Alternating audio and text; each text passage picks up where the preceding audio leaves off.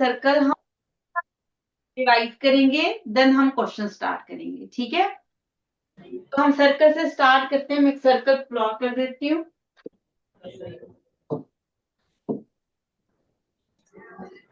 This is a circle.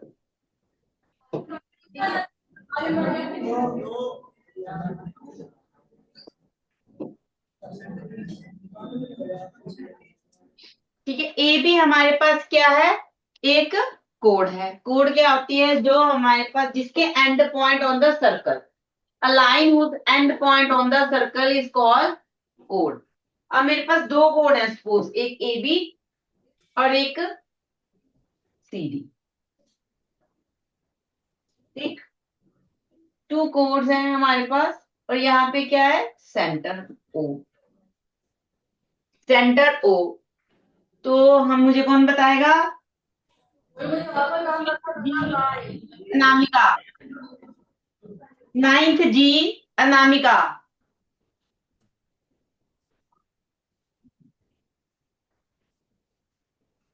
Ninth ji,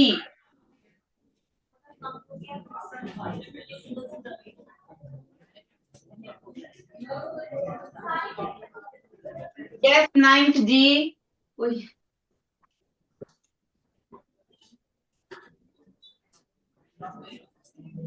ninth ji, Anamika.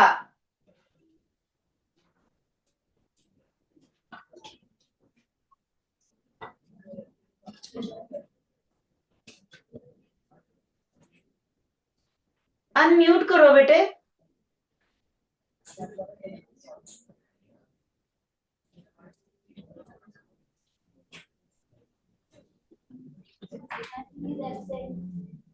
Absent, चलो आप ही बताओ, खड़े रहो यहीं पे। किया हुआ है क्लास में, वही पूछूंगी, कुछ भी अलग नहीं पूछना है मैंने। ठीक है, कोई नहीं। हमारे पास टू कोड्स हैं, A B and C D. मैंने कहा A B is equal to C D, chords are equal. ठीक है, कोड्स आर इक्वल। तो मुझे आप बताओ कि अगर मैं यहाँ से सी डी से एक एंगल बनाऊं सीओ डी, ए बी से एक एंगल बनाऊं ए ओ बी, ठीक है, तो ये एंगल और ये एंगल, इनका क्या रिलेशन होगा। Angle A O B and angle C O D आपस में क्या रिलेट करते हैं।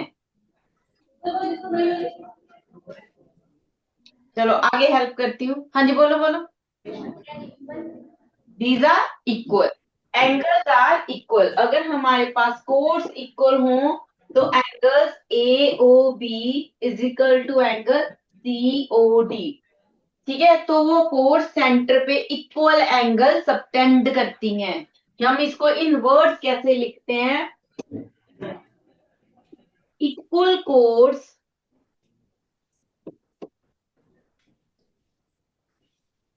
सबटेंड इक्वल एंगल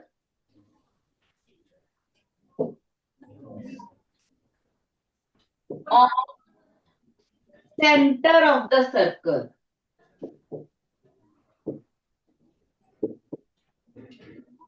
ठीक है, जब हम इसको डायरेक्ट यूज करेंगे तो हम इस ये चीज लिख के, ये पूरी प्रेजेंटेशन आपकी जाएगी, इसको ऐसे ही प्रेजेंट करोगे, फिर आप इस क्राइटेरिया को डायरेक्ट यूज करोगे। ठीक है, इक्वल कोड सबटेंड, यहाँ पे वर्ड यूज है subtend equal angles on the centre of the circle. अब अगर मुझे ये प्रूव करना है, मैंने प्रूव करना है कि मेरे पास ये इक्वल हैं, ठीक है, ये हमें गिवन है और ये मेरा टू प्रूव है, तो जरा बताओ कैसे टू प्रूव करेंगे हम इसको।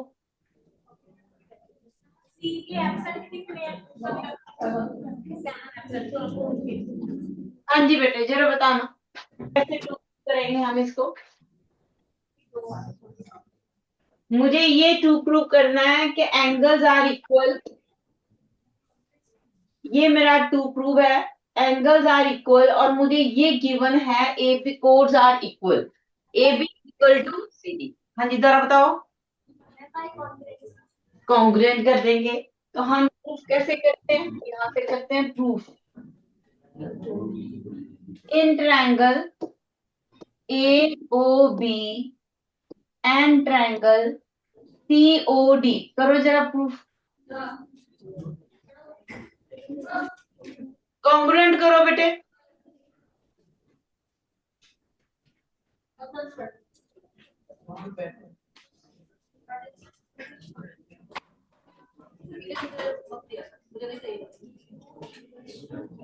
जोर से बोलो जरा।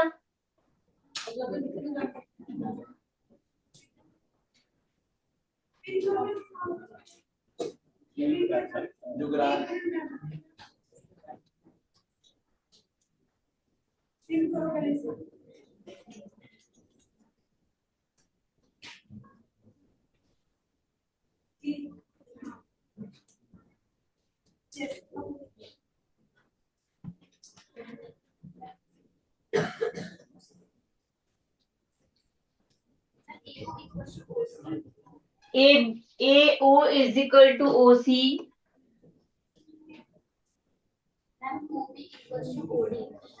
ओ B is equal to O D. ये क्यों इक्वल है दोनों? दीज आर रेडियाई, रेडियस है ना।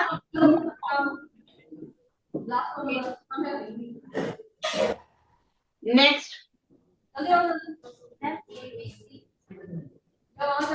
Is equal to C D, ये हमें गिवन है। Very good. Therefore triangle A O B congruent to triangle C O D, criteria बताओ जरा। हाँ जी, एस एस एस। तो angle A O B is equal to angle C O D by C P C G. Clear है? ठीक है। अगर हमें कोड्स इक्वल दिए हो तो वो इक्वल एंगल प्लॉट करते हैं, और ये हमने उसको प्रूव कर दिया। और जब हम इसको यूज करेंगे तो हम ऐसे प्रेजेंट करके लिखेंगे, equal code subtend equal angle on the centre of the circle. Very good बेटा, गो टू योर सीट। ठीक है, ये आपको याद रखना है। दूसरी अगर एंगल इक्वल है, अगर मैं कहूं angle A O B is equal to C O D, तब भी हमारे पास जो कोड्स हैं, जो ये एंगल सबटेंड कर रही हैं, वो कोड्स इक्वल होती हैं। दोनों तरफ से ये क्वेश्चन बनता है आपका। इफ एंगल, तो नेक्स्ट जो रहेगा, if angle सबटेंडर्ड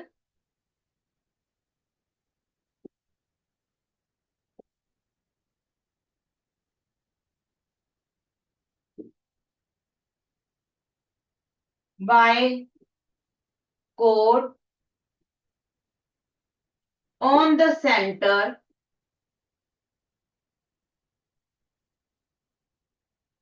of a circle, angles हैं ये, आर इक्वल, then chords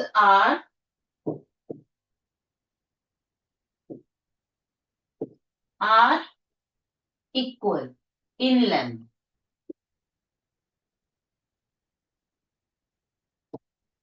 ठीक, क्लियर है चीज? हमने कहा एंगल सबटेंडेड बाय कोड। कोड जो एंगल बनाती है सेंटर पे, अगर वो एंगल इक्वल है तो कोड्स भी इक्वल होंगी। तो ये दोनों कंडीशंस हम यूज करते हैं, ये दोनों थ्योरम्स हैं। इसका प्रूफ भी हो सकता है, और इसको डायरेक्ट हम यूज करेंगे। जब हम डायरेक्ट यूज करते हैं तो ये हम रीजन देते हैं। ठीक है, हम ये वाला रीजन नहीं देते, हम रीजन ऐसे लिख के देते हैं। क्लियर होना चाहिए आपको। अगर आप ऐसे रीजन देके आओगे, as this is equal to this, therefore this is equal to this, तो वो रीजन आपका गलत है। रीजन आपको ऐसे लिख के ही देना है। क्लियर है बेटे? ठीक है, नेक्स्ट चलते हैं। ये सिमिलर जाएगा इसमें क्राइटेरिया। अगर मुझे ये चीज प्रूफ करनी पड़े तो क्राइटेरिया साइड, एंगल, साइड, ये क्राइटेरिया लग जाएगा और ट्रायंगल्स कॉन्ग्रुएंट हो जाएगी by CPCT A B is equal to C D हो जाएगा।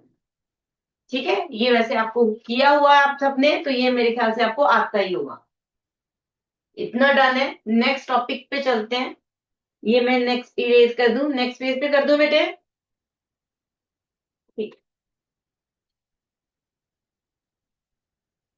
नेक्स्ट हमारे पास है सर्कल प्लॉट करते हैं हम।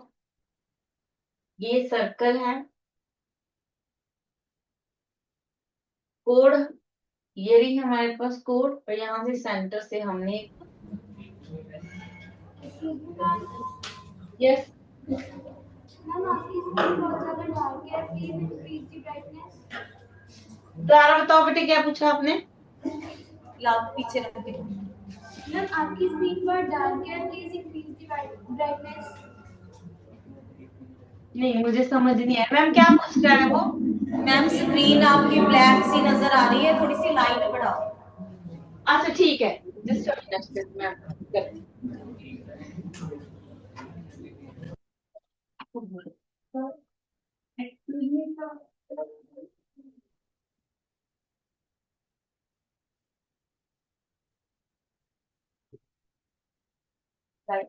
स्क्रीन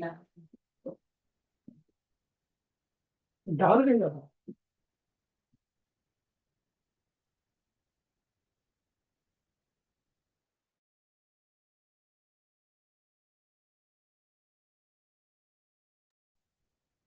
अब ठीक है बेटे, बताना जरा। मैम अभी ठीक है screen? Yes ma'am, this is okay now. Thank you. हाँ जी, ठीक। नेक्स्ट हमारा टॉपिक रहेगा perpendicular from the centre to कोड। ठीक है, हमारे पास एक सेंटर है दैट इज ओ, और ये हमारे पास कोड है ए बी। हमने क्या किया, परपेंडिकुलर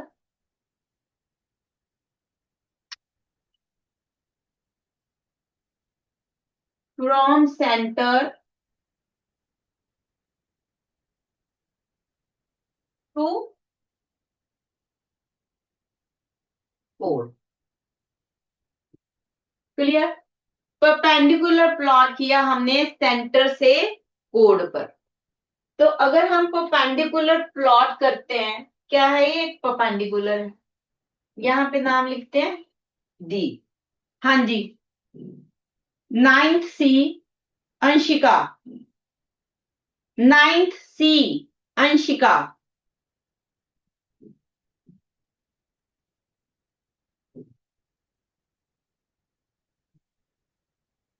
ज्यादा हो गई, मुझे बंद कर दी। बंद करो।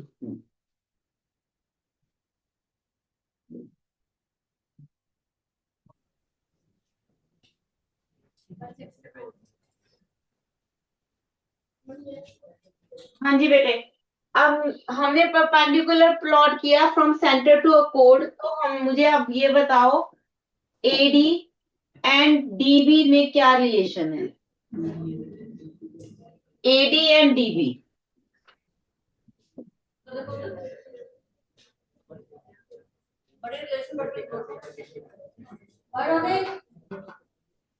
if we draw a perpendicular from center to a chord, what is the relation between AD and BD? ये रहा आपके पास D, ये मैंने D लिखा हुआ है, equal AD is equal to DB।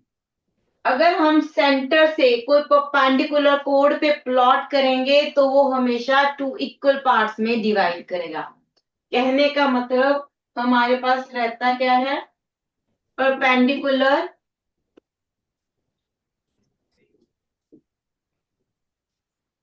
From centre to code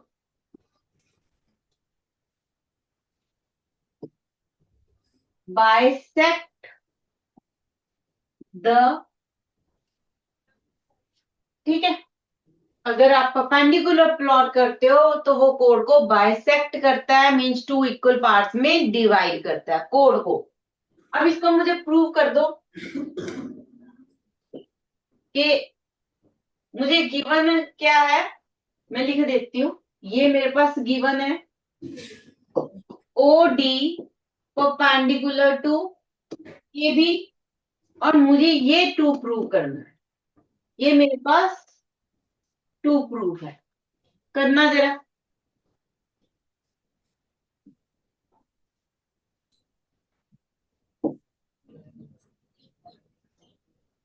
बोलो बेटे।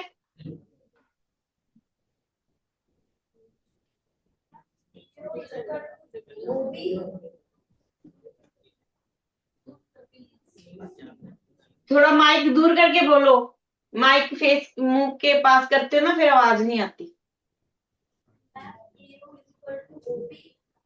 अच्छा, ट्रायंगल्स कॉन्ग्रुएंट कर रहे हैं हम, तो in triangle A O D and triangle B O D congruent करेंगे। A O is equal to O B, radius डी है ये। हाँ जी, O D common, OD is equal to OD, that is common one and angle two. ठीक है, angle D की जगह लिख दो angle one is equal to angle two, each 90 degree. Therefore triangle AOD congruent to triangle BOD। जरा criteria बता दो बेटा फटाफट।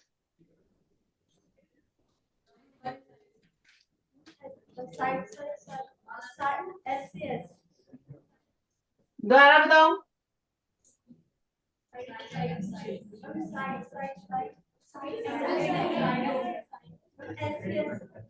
RHS, right angle, hypotenuse and a side. ठीक है, हमने एक राइट एंगल लिया, एक हाइपोटेन्यूज लिया और एक साइड लिया। एस के लिए एंगल बीच में आना चाहिए। जो हम एंगल ले रहे हैं, दो वो साइड्स हम दोनों नहीं ले रहे, उसकी दोनों साइड्स की एक तरफ लिया है। तो हमने एक राइट एंगल लिया 90 डिग्री, उस 90 डिग्री के सामने वाली साइड हाइपोटेन्यूज और एक दूसरी साइड। तो आरएचएस क्राइटेरिया ट्रायंगल्स कॉन्ग्रुएंट। तो हमारे पास क्या आ गया, AD is equal to D B by CP. ठीक है, ये आपका प्रूफ है, अगर प्रूफ आ जाए पेपर में। अदरवाइज अगर आप इसको यूज करते हो तो एज ए प्रॉपर लिख के रीजन ऐसे देना होता है। ये रीजन नहीं होता कि ये गिवन है और ये आपको देयरफॉर करके नहीं आएगा। रीजन ऐसे प्रेजेंट करोगे। गो टू योर सीट बेटे, thank you. Perpendicular from the centre to कोड बाइसेक्ट द कोड। ठीक है, सेंटर से अगर आप कोड पे परपेंडिकुलर प्लॉट करते हो तो वो कोड को टू इक्वल पार्ट्स में डिवाइड करता है, बाइसेक्ट करता है। क्लियर है बेटे? ठीक है, नेक्स्ट टॉपिक करते हैं।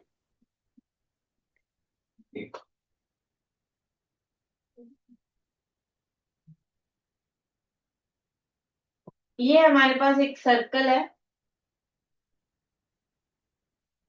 टू कोड्स प्लॉट करते हैं।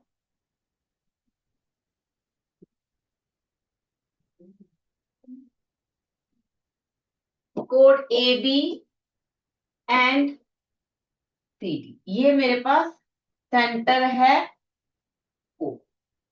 ठीक है, अब मैंने कहा कोड्स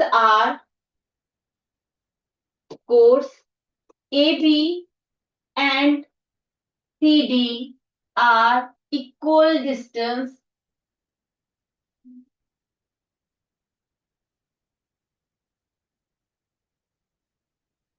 फ्रॉम द सेंटर।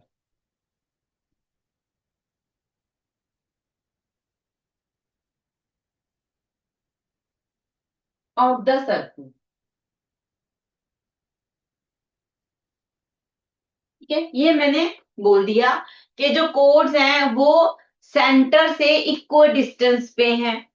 ठीक, तो मुझे बताओ 9th A Gurjot 9th B Gurjot, 9th B Gurjot, 9th B है, 9th बी है, नहीं है।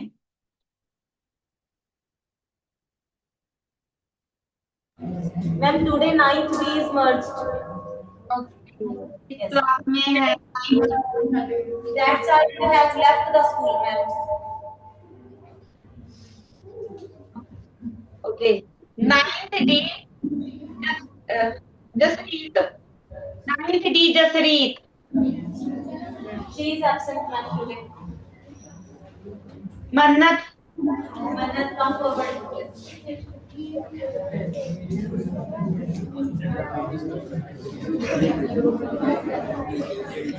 Yes, what happened?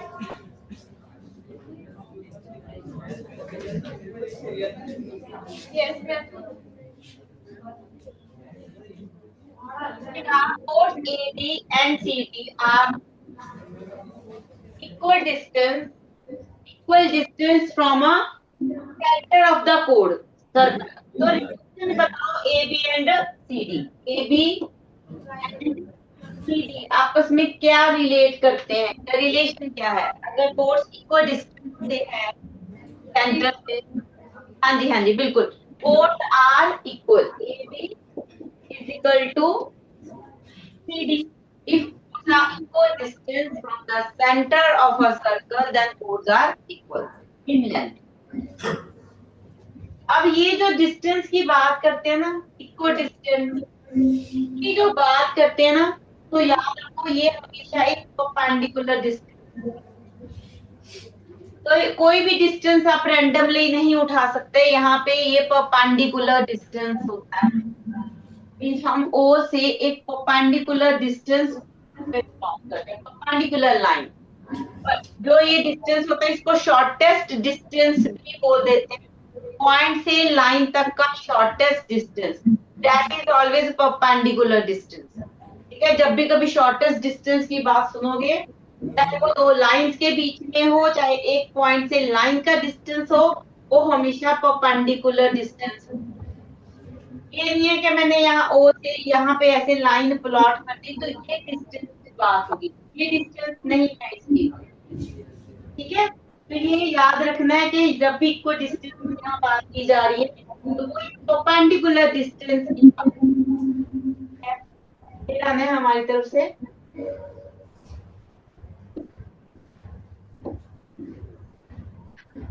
नहीं रहेगी।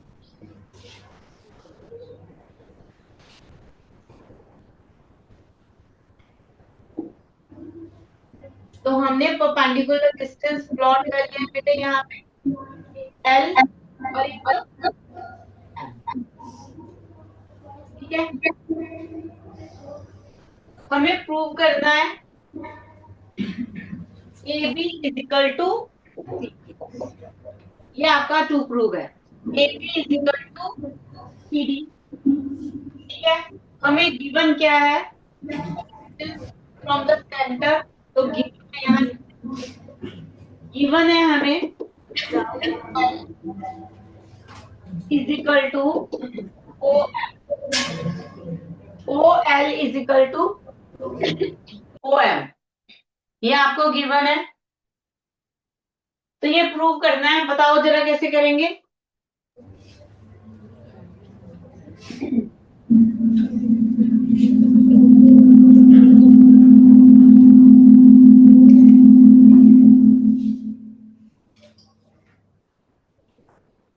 अब बोलो बेटे। मैम आपने क्या पूछा, एक बार रिपीट करना। बेटे हमें ये प्रूव करना है AB equal to CD, chords are equal, ये प्रूव करनी है। हमें गिवन है कि डिस्टेंस जो है वो इक्वल है, हमें OL equal to OM given है। ट्रायंगल्स कॉन्ग्रुएंट कर दो, ये दो, ठीक है। इन ट्रायंगल AOL स्टार्ट करते हैं। In triangle OL and triangle COM, हाँ जी, OL is equal to OM. That is 90 degree. M ये आपको गिवन है।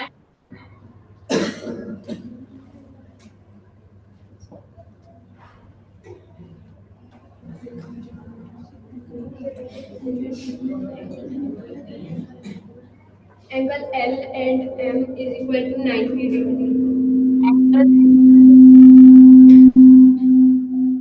90 डिग्री। हाँ जी, नेक्स्ट।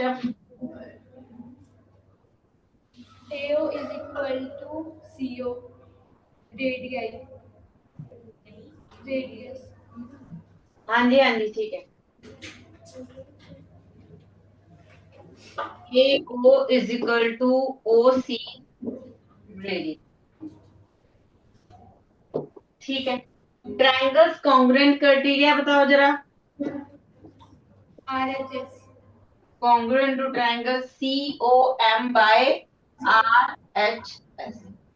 therefore हमारे पास क्या है, AL इज इक्वल टू, भाई ये तो हमारे पास पूरा आया ही नहीं। AB is equal to CD तो आया ही नहीं। AL is equal to CM आया है। इसको AB is equal to CD तक कैसे लेके जाएं?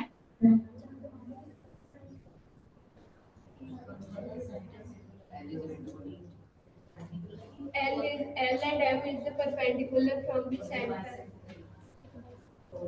हाँ जी, OL and OM are perpendicular. L and M एक पॉइंट है, वो परपेंडिकुलर नहीं होते। परपेंडिकुलर एक लाइन होती है। क्लियर? तो OL and OL and OM are perpendicular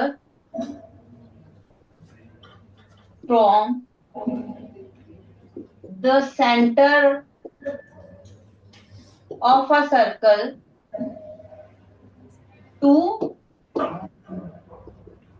O। ठीक है। देन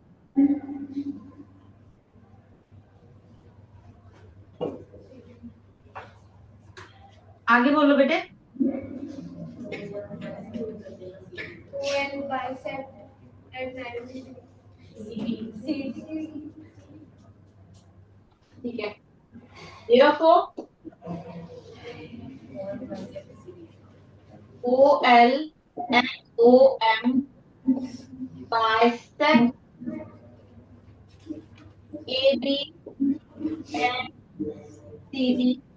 तो हाफ ऑफ, या फिर 2 टाइम कर दो इसको। 2 टाइम कर देते हैं ना। 2 time of AL is equal to 2 time of CM which is equal to AB is equal to।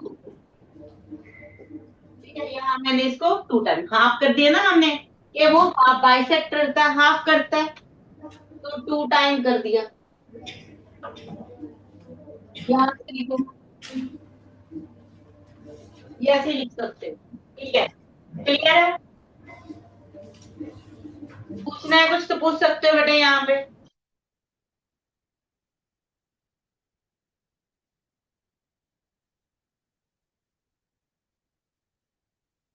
ठीक है, तो हमने क्या पढ़ा? हमने कहा कि कोड AB and CD are equal distance from the centre to circle, are equal in length. अब इसको प्रेजेंट कैसे करना है वो देखो। अगर इसको हम यूज करते हैं क्राइटेरिया को, तो इन वर्ड्स कैसे लिखना है।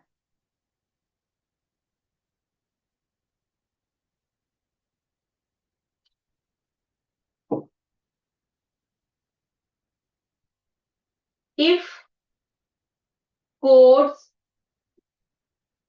Are equal distance from center of the circle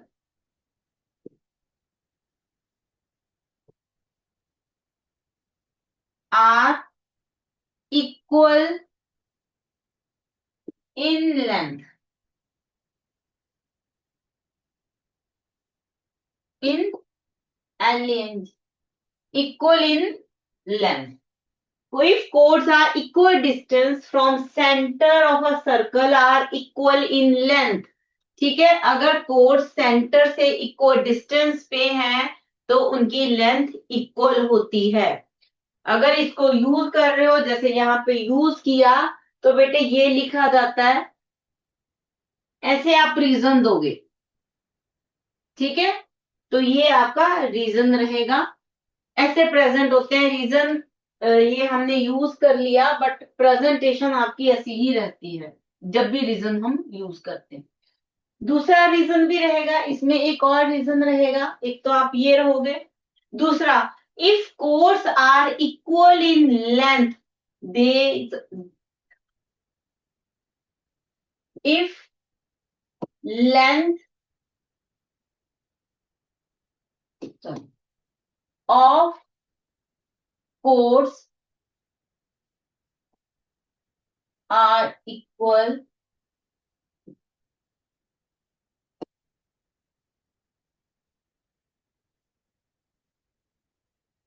is equal,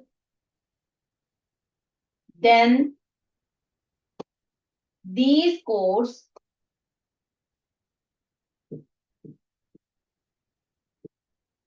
are equidistant from center of the circle. उसी सर्कल में ना,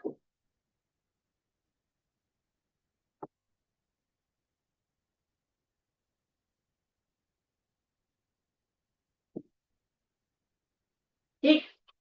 if chords are equal in length, अगर कोर्स लेंथ में इक्वल होंगी तो वो सेंटर से इक्वल डिस्टेंस पे भी होंगी। तो हम ये भी यूज करते हैं, if length of a chords are equal then these chords are equal in equal distance from the centre of the circle. Clear है? ये दो रिजल्ट हमने और किए हैं। हर थ्योरम के दो दो रिजल्ट हैं, तो दोनों दोनों रिजल्ट में साथ साथ, एक का हम प्रूव कर रहे हैं, एक मैं वैसे लिख रही हूं। ठीक है, ये थे हमारे पास कुछ रिजल्ट। नेक्स्ट हम पहुंचते हैं आंख पे। अब हम आंख की बात करेंगे।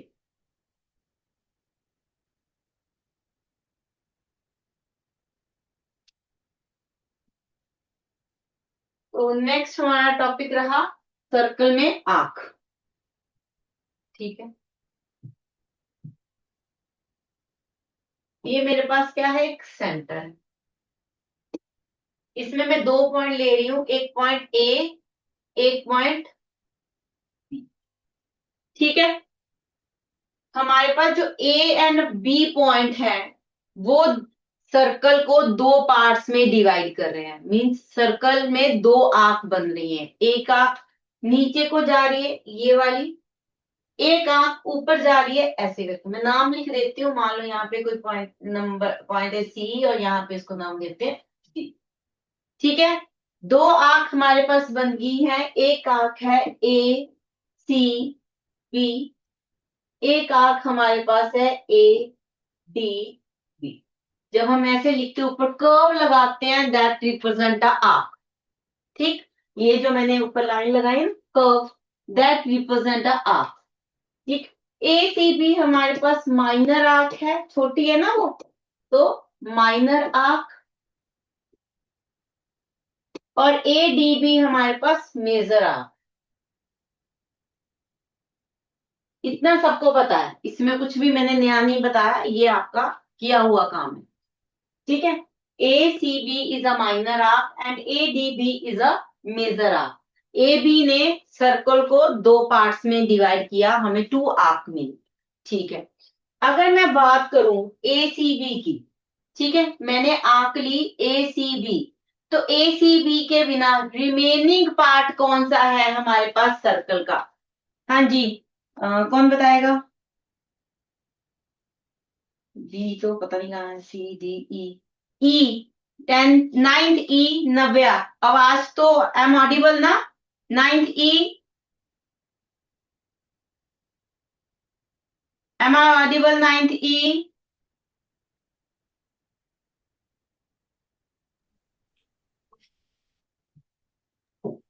Yes ma'am.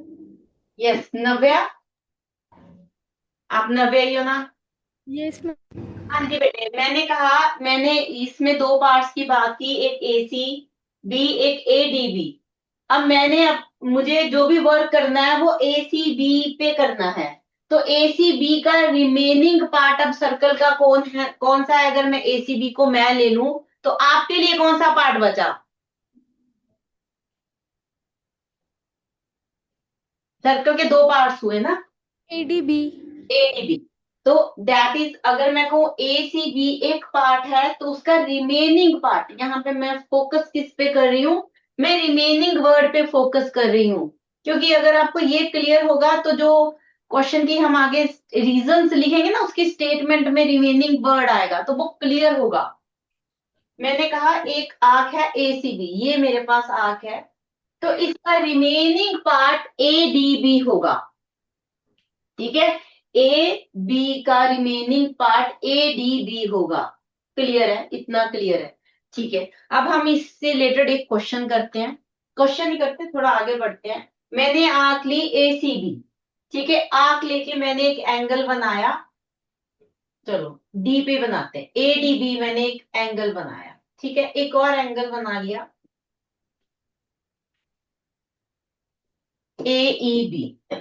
दो एंगल बनाए, कहां पे बनाए मैंने ए बी के से को यूज करके टू एंगल्स बनाए हैं, A D B and A E B. These are on the remaining part of a circle. ठीक, रिमेनिंग पार्ट क्यों? क्योंकि मैंने आर्क ए सी बी को यूज किया, तो उस पार्ट में एंगल नहीं बनाए, उसके बिना जो बचा that is the remaining part of a circle. Clear हुई मेरी बात? कि ये पार्ट क्यों होता है? क्योंकि हम उसमें एंगल नहीं बनाते। अगर इसी सर्कल में, सपोज मैं एक और सर्कल प्लॉट करके देती हूँ आपको। अगर मेरे पास ये पॉइंट है ए बी, ठीक है, एक एंगल मैंने यहां बनाया, एक एंगल मैंने यहां बनाया। ठीक है, बी तो हो गया।